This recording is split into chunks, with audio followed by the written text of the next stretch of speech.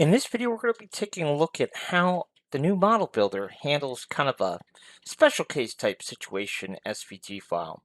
So here we have our SVG for a pay stand base with a business card holder.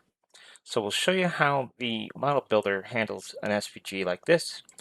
So we'll go ahead and drag and drop the pay stand holder, drag and drop it here onto the model builder.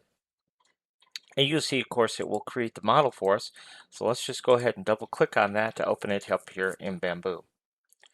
Now, once our file is open here in Bamboo, we'll go ahead and select our model. And we'll come over here and we will go ahead and change it all to that pink color. And then all we really have to do is move this front box over. So we're going to go to our assembly tool and we'll click the front face of the box and the front face of this piece of the box and zero this value out. And just like that, you have your completed model. So we go ahead and click on Slice Plate. And there you go. Your printable model ready to go. So we're going to be adding to the functionality of the model builder as time goes on.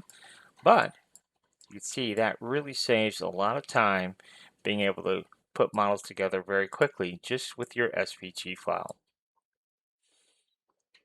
So hopefully you get excited about that capability. So until next time, thanks for watching.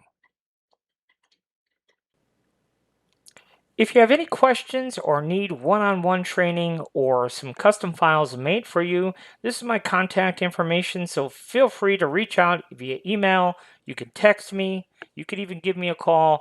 I'd be happy to answer questions or give you more details on the one-on-one training we offer, and as well as if you need custom files made until you are up to speed on how to make them yourself, feel free to reach out and we'd be happy to help you with that as well.